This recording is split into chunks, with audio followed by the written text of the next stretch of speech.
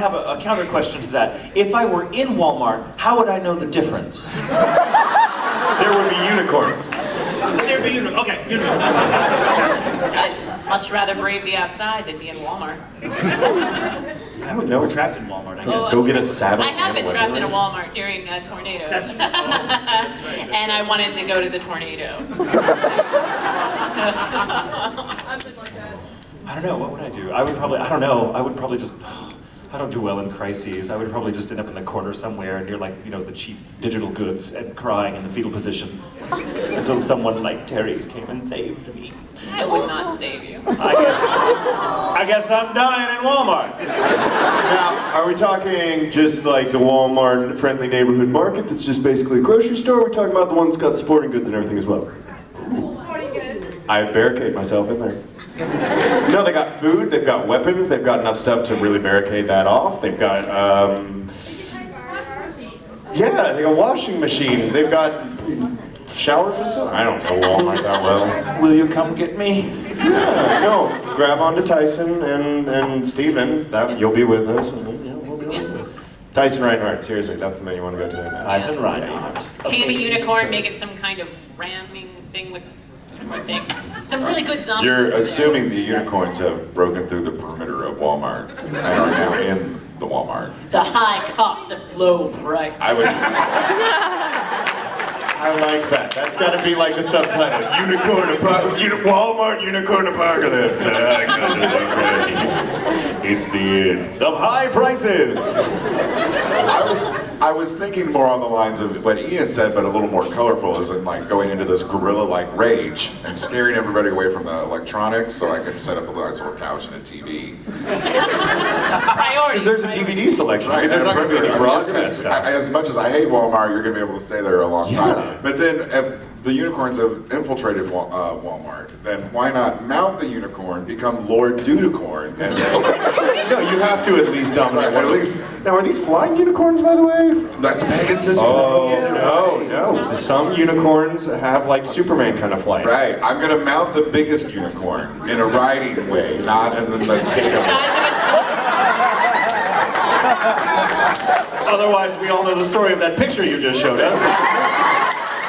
That's how that happened. Then I'll be Lord Manicorn, and all my unicorn followers will ride with me. And you guys can come. Then you'd be the main villain of the We could be like the Lord Manicorn! You would go drunk with power and like, sit right. We could be Lord Manicorn and his merry band of unicorn riders. Quickly secure all the Klondike bars! And now we've discovered the Broadway musical that we need. Okay, so the next questions. We've hit zombies and unicorns a fair amount. Let's diversify. Glasses. If you were in Walmart or Sam's Club or one of those big, really retail prices, what 3 items would you choose to freak out the cashiers the most? Well,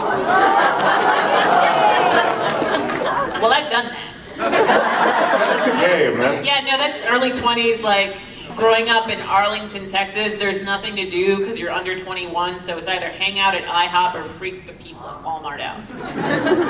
Or, you know, have a life and read a book or something. But really, What's that? What's that? 3 It's like the internet made of 18 trees. Get a pregnancy test, some bananas, and a t-shirt, and go, you don't know me.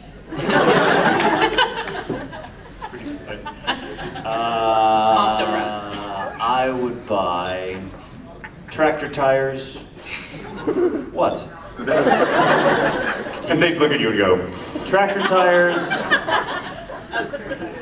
A cheap fedora with the tag dangling on Sweetie, it. you're at Walmart. It's gonna be cheap. Oh, yeah, I'm being redundant. And adult diapers. every one of my groupings had adult diapers. Me too. I'm stealing your thunder. I'm so sorry. No, it's okay. No, you're not. I'm still using adult diapers. Right now.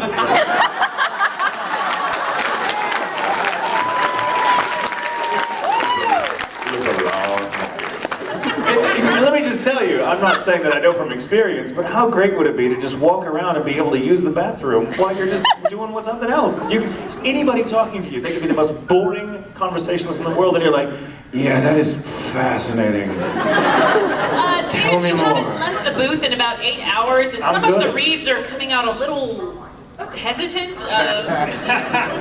Sebastian sounds a little off today. I'm also getting a weird sloshing sound. Getting way off topic here. So Ian, Way off topic. Derailed. A Dora the Explorer DVD, an eye patch, and a hunting knife.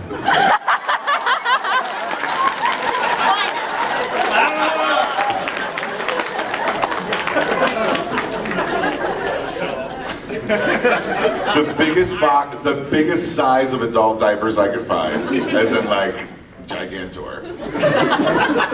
A 10-speed and small coat shorts. And then when I'm buying them, I'm doing this. Like, just get ready for the bike ride. The 5K. It's gonna be awesome. Question? Whose turn is it to? The Viking. So everything in the entire world except for people is native cheese. Now what? what? Everything in the entire world is native cheese except for people. Now what? I'd eat it. So there's no other foods whatsoever? Is the water cheese? I guess my new hobby is not going to the bathroom. I want to go to the cheese park. Every part. That's funny. Like the park becomes a fondue station. Right, I want to go to the Fondue Falls and take a bath.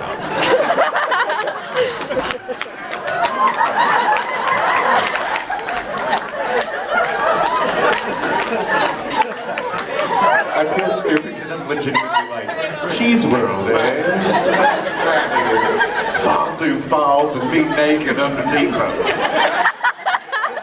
This is the third time this weekend I've wanted to lick you.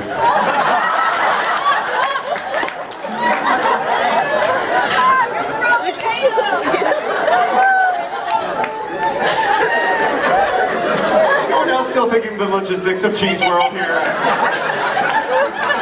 There has to be some sort of water source, or else it's going to be we're all dead in about like a month. No, your bodies have adapted.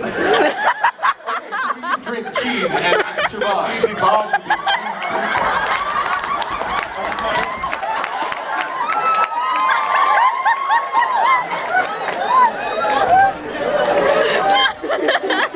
people. We've evolved into cheese people. So now we can survive on I swear cheese. to God, Terry, stop. I think that there would be world peace. It's called world cheese.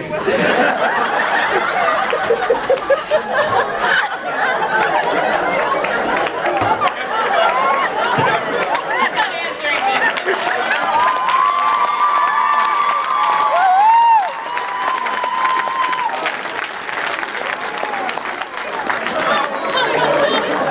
Oh, Jeremy wins at life. And I think that answers your question. He is Lord Awesome. The funniest thing that happened Lord this weekend. Manicorn of Cheese. Lord Cheese-a-corn. This is post-unicorn zombie apocalypse. That's how we evolved.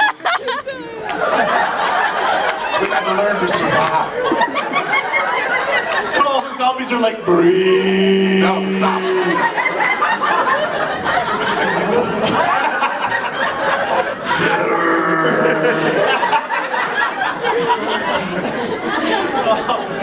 Look out, it's a camembert. Ah, it's a cheesy joke. I'll keep going. Cheers. Back down to earth and crashes on fire. Oh, add my turn to pick a quick list. I'm gonna cruise over to this side. This side It's post-apocalyptic for some reason. Cat ears. Diversify. Like, on the topic of the like cheese thing, what about the lactose intolerant people? What about the what? Lactose intolerant people like have dairy. Oh, there's screwed. They're the zombies. Right. They start eating flesh because that's all that's available. Cannibalism. Then there's the final war. We ship them all off to Almond Milk Town. It's Cheese World, right? There's this new racism and everything that comes up. All those intolerance over there. The lactose. Great battles that ensue.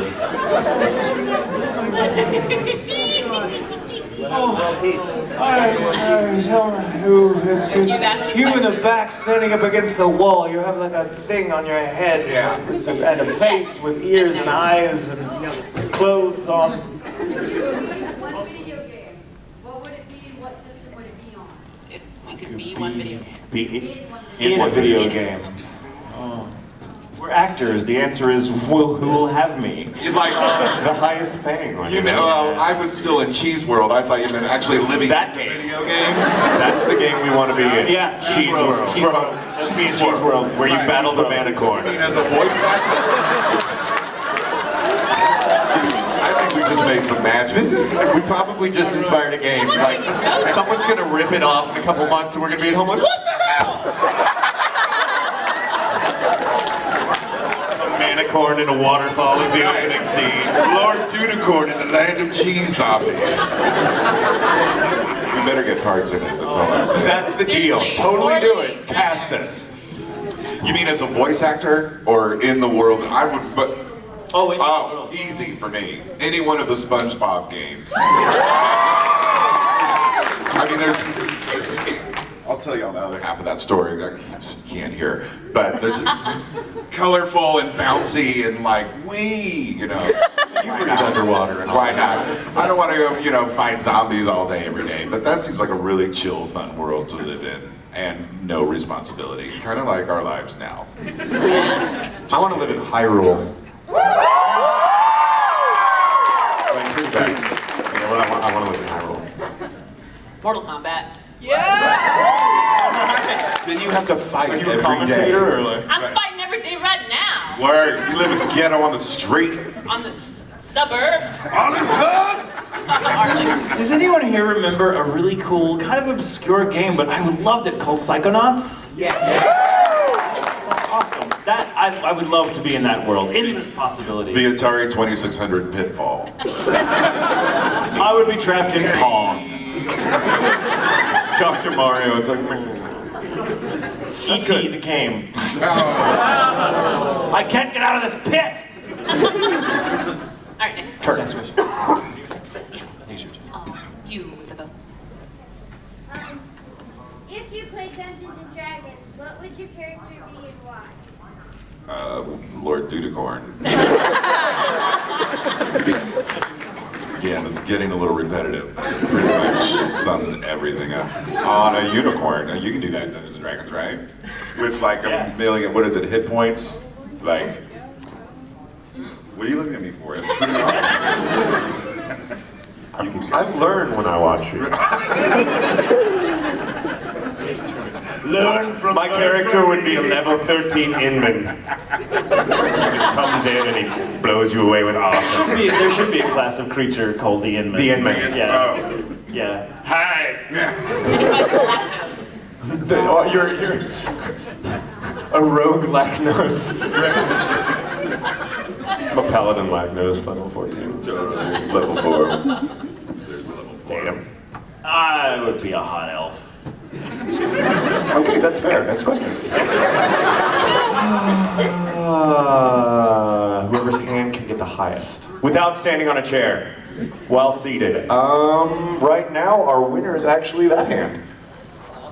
I'm like 6'1", so. Yeah, you are. Suck it, the rest. It paid off! If you could replace the entire cast of Star Trek anime characters, who would your new crew be?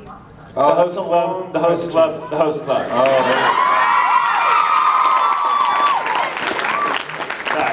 That would have to be it. One Piece would be pretty hilarious. The cast of Desert Punk. The staff of Phantom Hive Manor.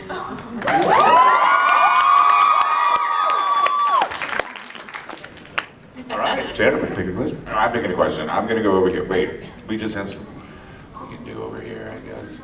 Let's see. Way in the back with the gloved hand thing. That thing. What was your most favorite memory from you were a kid to now? A trip or something, your favorite trip that you went on? Oh, jeez. Favorite? We're gonna turn the lights down and get a little personal. I'm really glad you asked this. Oh, here we go. So when I started volunteering for Big Brothers and Big Sisters. You're jabbing me. You got me. I know. Nice volunteer work. people in their lives. Yeah. Don't you feel terrible? Look at me making a difference in a child's I life. know. Way to go. So stupid. From childhood till now. I have one. I'll start us off if you don't mind. Would you please take us by the hand, take us by the emotional hand, and take us on the journey of Tatum's life. Start the timer for Tatum. Oh, don't do that. It's subconscious. No. go. So, okay, let go. Let go. Squeeze tighter, feel the energy. The answer to your question is not right now. No, when I was a kid, I was very, very lucky. My father traveled all over the world constantly. He was like on a plane 40 weeks out of the year, traveling to Europe and South and Central America and stuff. The deal was when I turned 12 that if I was doing really good in school, I would take summer vacations with my father and go traveling with him. So I spent like from the ages of 12 to 17 traveling every summer to like amazing places. And it was like a whirlwind tour. You'd spend like 2 days in Oslo, 3 days in Milan, and then you'd hop on over to Amsterdam or something. And it was magical, especially because my father was working. So we'd spend evenings together doing dinner and stuff like that. But during the day, he'd just be like, okay, here's some stuff, here's a map, go get lost, find your way around, be back at the hotel by dinner time. Please don't come back. Did I say that out loud? This isn't your moment, Jeremy. I'm sorry. It's my bad. But before I could do this with him, before I could go on these trips, which we talked about for a couple of years as a possibility, I had to get on a plane, which I'd never done before. I was 11 years old and I was terrified of planes, absolutely just phobic of the idea of getting on a plane, couldn't conceive of it. And so my dad said, let's get you on a plane, just a nice little 45-minute flight, from here to Amarillo, Texas, which was, and then we'll fly right back, just so you can experience, you can get your head around what it's like to be on a plane and you won't be frightened, and then we can open up your mind with travel for years. So we got on this plane and I was sweating bullets, I was terrified, trembling, going, oh my God, looking for the parachutes. Like, they should have parachutes, right? Because what if we go down? Like, no, we don't have parachutes, we're all gonna die. I remember sitting next to my dad, and as the plane was about to take off, they speed up, everything gets loud, and I'm like, oh God, oh God, oh God, oh God, oh God, and I'm just gripping the sides of my seat and looking out the window, and as the plane lifts off, and the ground just kind of falls away like that, something just clicked, and I thought it was amazing, and I wasn't scared anymore, I was in awe of the experience, and my dad could see the change, and I just remember this is the happiest memory of my childhood, including everything else that happened afterwards on all our travels together.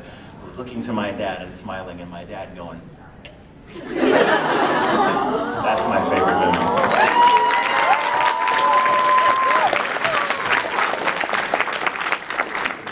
Wow, all of our jokes that we were about to tell just got shot. Suck it! What a downer. Well, mine's also dad related. I was very close with my dad. And when I was a kid, I moved around a lot. I'm actually from Pennsylvania to Virginia to California to Texas. And then they just went, we should stop. But it was my first day at school. My dad had just stopped being in the Navy, so I wasn't really very close with him until I was about in the first grade. And I was a very awkward kid. Shocking, I know. I was waiting to get picked up after my first day, which was horrible because it was in a small town in South Texas. So I was like, where are you from? Philadelphia. I can tell because I don't have an accent. Okay, we should not be friends. But so I was waiting. My mom was running late, and then I hear this huge roar from a motorcycle. And my dad makes around the corner and pulls up, and everyone stops and stares at this beautiful motorcycle that he had. And then he throws me a helmet, and I get on, and I flip everyone off as we go away.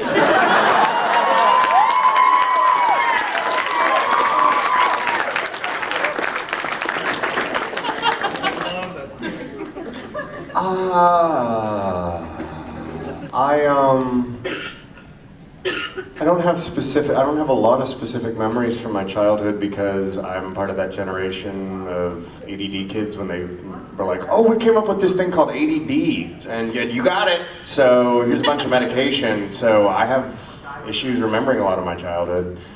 That was okay. I got to banish a lot of awkward being made fun of, okay? Like, when kids came up to me at a reunion a while ago, I was like, oh my God, you were the little fat kid, I remember that. I'm like, was I? Cool. How's it going down there?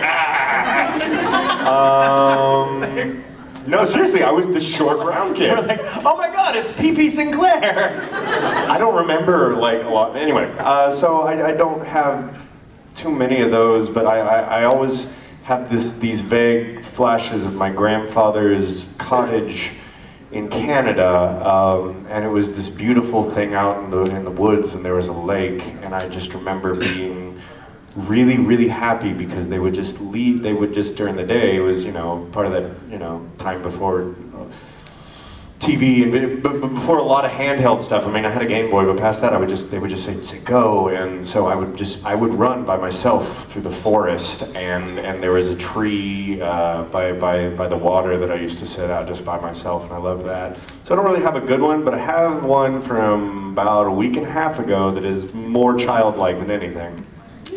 I met Stan Lee. Here's my quick Stanley story because it's actually pretty. It ended up being a pretty awesome story. So I'm at dinner at Comic-Con because my friends were going, and they were like, "Hey man, you can stay at our place." And I'm like, "Awesome!" So I'm sitting at dinner, and he's right there. He stands up and goes, "Dude, it's Stanley." And I had been telling all my friends, "I will buy you a freaking car if you can get me introduced to Stan Lee, man. This is a life dream, and he doesn't have too many years on him left. I mean, that dude's a Fabergé egg of a man at this point. Like, he's really tall, by the way. He's like 6 foot tall. Or he just looks that way to me. He invented Spider-Man! So he's there, and I go, and I'm about to jump up, and one of my friends put their finger out and goes, "No, you do not. No, he has just finished eating. You leave him alone." And I go, "Oh." And I sat down, and another one of my friends goes, "You do whatever the F you want." And I go, jumped up. I get my camera, and I'm so ready. I'm shaking, and some people will understand me. When you meet somebody that you've always wanted to meet, you just can't stop shaking. And I was like, "Oh, that's what that is. I've seen people do this." and this dude elbows past me with his kid, jumps in, gets a picture, drops his kid, and says, "One without the kid." And Stan Lee, and they took the picture, and Stan's handler was so pissed at this, because that dude dropped his kid. His handler was so pissed, he just goes, "No more," takes him, leaves off, and I'm going, and I sit down, and as I sit, fireworks stop shooting off in the distance. Had I gotten my picture taken, fireworks would have been going off at the time. Instead, they were mocking me. The saddest firework display ever. Just, "There are your dreams." Everybody's like, "No, man, one day." I'm like, "Okay." So I have my drink. I'm gonna drink this martini. It was another fun. Start to go back towards my hotel room, and my friend was like, I got a phone call. "Oh, Taliesin's gonna be upstairs." "Okay, we're gonna see my friend." And my buddy goes, "Hey, Ian." And he points, and I'm like, "I know, I gotta go upstairs." I'm sorry. He goes, "No! Stan! I have this case because I ripped the top off of my OtterBox getting it out of my pocket." I shove it in my friend's face, and I stand right out there, shaking again. And my friend had met him as an industry guest at another con. Was like, "Hey, Mr. Lee, I met you at Phoenix Comic Con." So the handler was like, "Oh, they're industry," and she's like, "Oh, hey, can we get a picture?" And Stan's like, "Oh yeah, let's go do that." And so we start walking on, and I don't go for the "I'm gonna be cool" or "I'm in the industry" or anything. I think my first words were, "It's Pleasure to meet you, sir. I've been a true believer since I was a baby. Because there's no way that Stanley's gonna go, you're cool. Yeah, I like this guy. Let's hang out. It's just not gonna happen. So I geeked out and I was like, and I just went off and then we kind of went over and I took a picture with him just shaking and he was like, that's nice. And he was patting me on the back. He was like, oh, that's very nice. And I think he was really, it kind of went off and he kind of walked down the hall and I waved and as soon as he did turn the corner, apparently I karate chopped and kicked the air, screamed, and then jumped into the arms of my 6'6" friend. I jumped into Nathaniel's arms like a child squealing at the top of my lungs. And because it was so much sweeter to me because I lived with utter disappointment for an hour. For an hour, it was the worst day of my life. And then it was one of the best days of my life. And if you go to my Twitter, it is @IanTweeting, or my Facebook page, facebook.com/Ian's Voice, you can see what true unadulterated joy looks like. It is not cool. It is not anything. It's just. I take a lot of pictures at these cons. I know how to picture smile. No, this is. Yeah, it's one of the best moments I've ever had.